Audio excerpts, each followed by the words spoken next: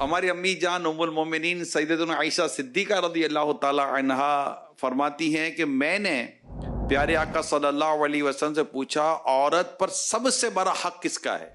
فرمایا شوہر کا۔ میں نے پوچھا مرد پر سب سے بڑا حق کس کا ہے؟ فرمایا اس کی ماں کا۔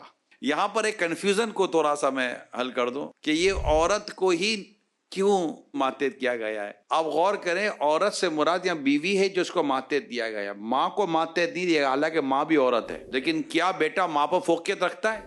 نہیں رکھتا۔ تو یہ رشتوں کے ساتھ بات کی جاتی ہے۔ اگر عورت کی بات کی جاتی تو اس کا سب سے بڑا حق کس کا ہے؟ شوہر کا۔ اور مرد پر سب سے بڑا حق کس کا ہے؟ اس کی ماں کا۔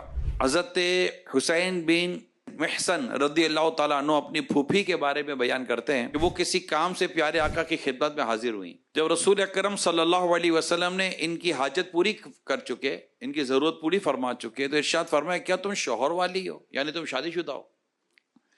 انہوں نے عرض کی جی ہاں۔ فرمایا تم خدمت کے اعتبار سے شوہر کے لیے کیسی ہو؟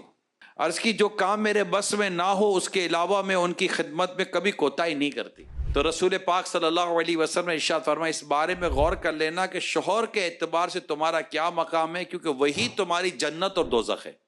اسی طرح ایک اور حدیث پاک ہے، یعنی جو عورت اس حال میں فوت ہوئی کہ اس کا شوہر اس سے راضی تھا وہ جنت میں داخل ہوگی۔ یہ پیارے آقا صلی اللہ علیہ وسلم کے ارشاد کا ہم کلمہ پڑھتے ہیں تو رسول اکرم صلی اللہ تعالیٰ علیہ وسلم نے عورت کو بیان فرمایا، باقاعدہ سورہ نساء میں موجود ہے، الرجال قوامون علی النساء، باقاعدہ قرآن کریم کا یہ فرمان موجود ہے، مرد افسر ہے عورتوں پر، مرد کو حاکم بنایا گیا ہے۔ گھر ایک انسٹیٹیوشن ہے، اس پہ بچے بھی ہیں، آپ بھی ہیں، بیوی بھی ہے، اور بھی فیملی ممبر ہوتے ہیں، کوئی تو بڑا ہوگا گھر کا جو گھر کے نظام کو چلائے گا، اور بھی چیزیں ہیں اس کے اندر۔ تو الرجال قوامون علی النساء، مرد افسر ہیں عورتوں کے اوپر، تو پورا ایک سسٹم ہے جو مردوں کو لے کر چلنا ہوگا۔ تو ان کے ماتحت کیا جائے گا کہ آپ نے ان کی اطاعت کرنی ہے۔ اب کوئی بولے کہ میری بات ہی نہیں مانتا یا میں بات ہی نہیں مانتی، تو پھر نظام نہیں چل سکتا نا۔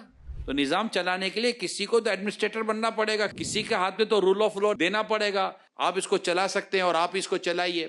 تو یہ چیزیں جو مرد کو سونپی گئی ہیں، مرد کو اپنی پوزیشن سمجھنی ہے۔ میرے آقا اعلیٰ حضرت امام اہل سنت مجدد دین و ملت امام احمد رضا خان رحمۃ اللہ تعالی علیہ ارشاد فرماتے ہیں، اس کا کچھ خلاصہ میں عرض کرنے کے لیے جا رہا ہوں۔ شوہر کی عزت کی سختی سے حفاظت کرے، اس کے مال کی حفاظت کرنا، ہر بات میں اس کی خیر خواہی کرنا، ہر وقت جائز امور میں اس کی خوشی چاہنا۔ اب یہ بات تھی شوہر کے حقوق کے تعلق سے۔